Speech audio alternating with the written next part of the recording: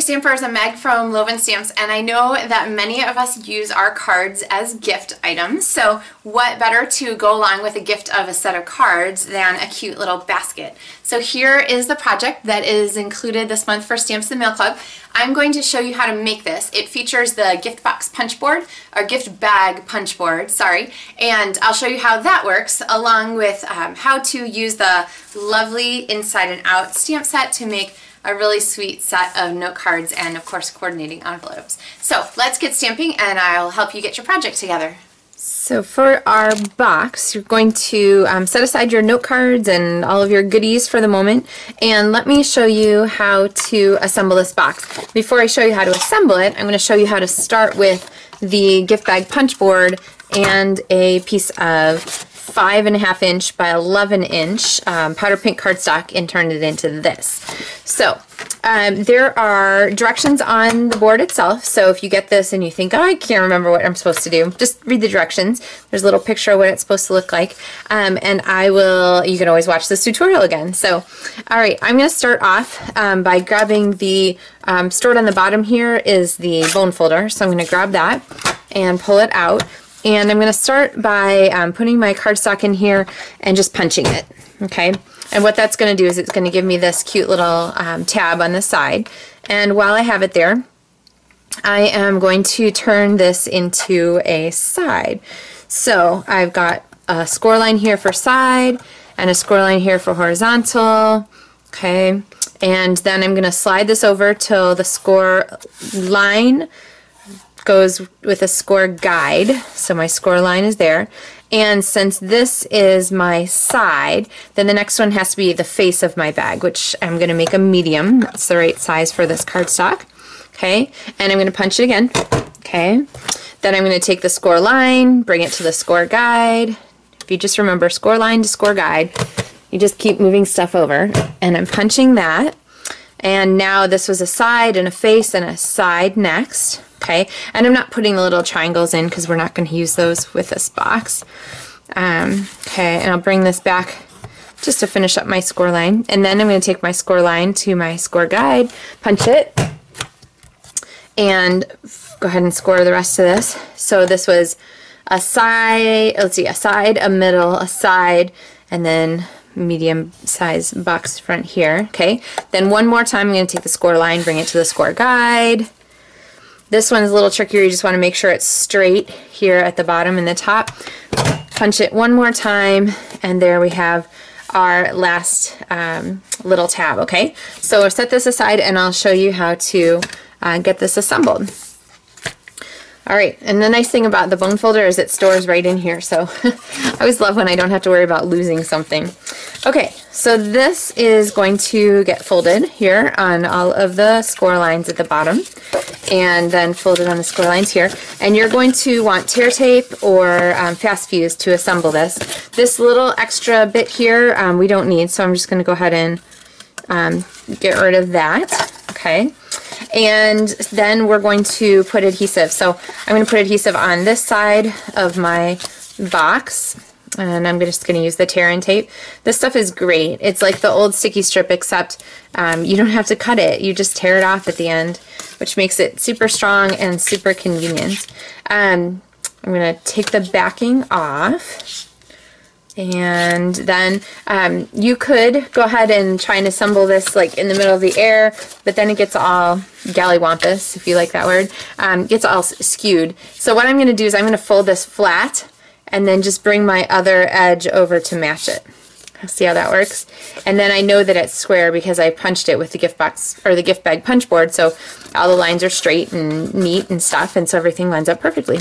Alright, then the bottom of the box is going to go together like this. I suggest looking at it to see where the adhesive should go before you put the adhesive on, because if you put the adhesive, you know, like out here, then it's going to show. And so go ahead and look at it, see that you want tear tape just sort of right there across the bottom. And then, oh, I made it a little too long. No problem. So I can take those edges and fold them over a little and then fold this down flat. And then from the inside you want to just grab a bone folder or something pokey A nice big block is always a good choice. And you can squish this down by pressing it against the tabletop. There we go. There we have our box. Oh no! Okay, so really, for our sample, you're supposed to stamp it first. See how the cute little stamps on it? So this sample isn't going to have stamps on it because once you put it together, it's too late. So don't forget to stamp before you assemble. Through the magic of television, now I have one with stamps on it. Oh well.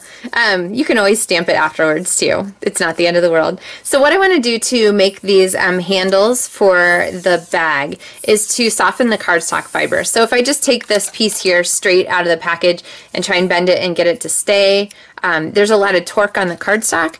It's a little bit easier to get it to do what I want if I bend those fibers. So all I'm doing is just putting my thumb and my finger against the cardstock and just sort of pushing it up against my finger so that it gets a little bit of a curve to it. And that's going to make the handle stay quite a bit easier.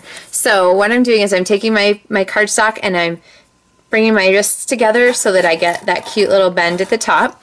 And I'm going to put tear tape on the ends of both of the basket handle sides. And the harder you push it down, the easier it is to get the backing off, so don't forget that. And this is clearly not the easiest way to do this. Anyway, okay, so there we've got our handles all set. And then you want to decide sort of how far down you're going to put your handles, so how much handle you have sticking up at the top. When you get that figured out, you can peel your backing off. And remember, if the adhesive comes up, just push it down harder and then peel your backing. And I've got my cardstock. See, it even just sort of goes that way on its own. I've got it trained to go the direction I want. I'm just going to slide that in and press. Okay, I guess that's where it's going to go. Press that up against the side, okay? And again, you can take your block and smush that together. But there is our first handle. Then you're going to take the second one and repeat the process so that you have two handles. Ta-da! And then pick a side to be the front of your box. So I usually try to, my seam is right here, so I usually try to put that on the back. So then let's get all these pieces back here from my kit. So I have a bunch of cardstock, some die cut and punch shapes, and then these colored cardstock pieces. And I swear there was another, there's the other circle. Alright, so inside here, I wrapped this for the kits in bubble wrap so that it wouldn't damage anything in your Stamps Mail Club kit. But we have these fun binder clips. Okay, so this piece is going to attach our tags there. So I'm going to grab my powder pink Stampin' Spot and ink up my stamp. Remember, this is a big stamp, so I'm doing it upside down. And I'm just going to stamp once here on our punched circle. This one is the, let's see, it's 1 3/8 inch circle, I think. And then I'm going to ink this up again. And this time I'm going to stamp upside down because I want to make sure it gets right in the center. So I'm going to set that there and then just take another block and press down on top of it so that I get my circle stamped right in the middle. And then I'm going to use a Stampin' Dimensional to pop this up and center this right over the middle of our flower. So there we go. And see how it's not really centered very well? That doesn't matter. It's super cute either way. There is a piece of Whisper White cardstock here, and I'm going to grab my Stampin' Spot in Lemon Lime Twist and my little thumbnail kind of stamp here. And I'm going to cut these two pieces out. There we go. Now I can attach them independently to the back of our flower. So we're going to stick them down like this, and I'll just put some snail adhesive on the back and pop those on there. Okay, so now we have our cute flower, and then the flower needs a piece of ribbon, or the flower needs a piece of ribbon wrapped around our clip here, our binder clip. And so this is the shimmer ribbon. So this piece here is going to attach, and it doubles as a kind of a protector piece, so it's holding on the handle also. And now I really think it's too long, so I'll trim those bits there. Okay, so we have our trimmed bits on our tag, but then we need our little greeting for the front. So I have here a die cut stitched oval from the Stitched Shapes framelits, and I use these all the time. Those stitch shapes are amazing. I just love the way that extra little stitching around the edge adds that extra interest feature. It's just a really neat effect. So, okay, so right here towards the left side of this, I'm going to stamp hugs, and then I have, where did our flower go? I think we need some flowery decoration. So I got our flower with powder pink. I'm going to stamp off and then stamp on the edges here so that it gives us that powder pink effect, but the ink isn't so strong that it's overpowering. Okay, and maybe one more, just because. 3s are good, right? Okay, so now we have our hugs stamped on there, but we want to send the hugs. So from my stamp set, I'm going to grab the Sending You. I must have it out. Look at that. I got it out already. Sending You, and I'm going to stamp this one in Lemon Lime Twist. And again, I'm just going to trim. I'm not going to make a banner. And then I also need And Kisses, which I think was still in the box. So I'm going to grab this one and ink it up in Berry Burst and stamp it on this little tiny slip of powder pink cardstock. So we have And Kisses. So there we have our Sending You Hugs and Kisses. I'm going to put a couple of dimensionals on the back side of this tag, just so that it pops up even more. I mean, it's a 3D item, right? Why not?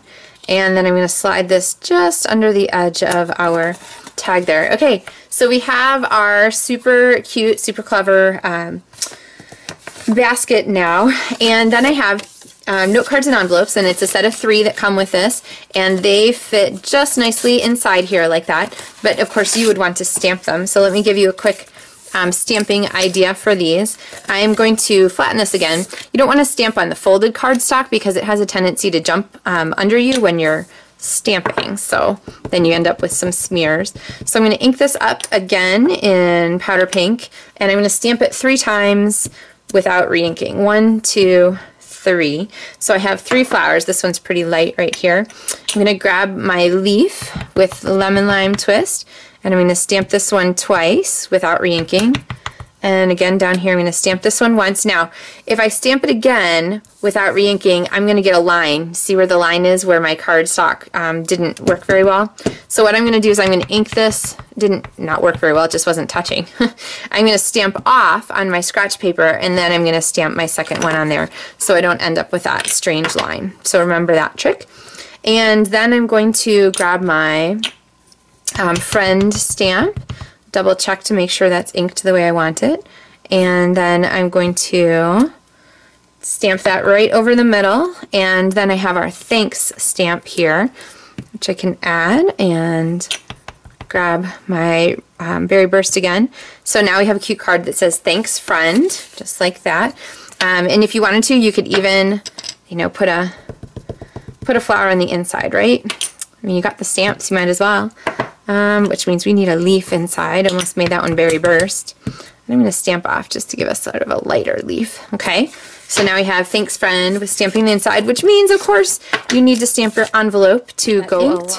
And I'm just going to stamp here on the corner, and then I think we need some leaves on our envelope, so I'll just use some full strength ink there. So there we have. So there is one of our cards to go in our envelope. Here are some other ones. Sending You Hugs with some of the darker flowers around the edges. And let's see, I had a third one here someplace. Oh, it's in our basket. This one, Lovely as Can Be, and I just stamped like a trio of flowers right there in the center. There's some envelopes to go along. So you just need your 3 cards and your 3 envelopes, and you can tuck these right inside, and you have a really fun, really cute gift set of cards in a fun basket for whomever you would like to give these to. So hope you have enjoyed the Stamps the Mail Club projects this month. All of the lovely inside and out projects have been a lot of fun to work with. This is kind of a sleeper stamp set. Honestly, I think it's not necessarily going to be super popular until people see the possibilities for it, and there are so many cute possibilities. So make sure you request your Stamps the Mail Club kit if you would like to do that soon, and I look forward to sharing more projects with you in the near future. Happy stamping! Thanks for stamping with me by mail. Bye-bye.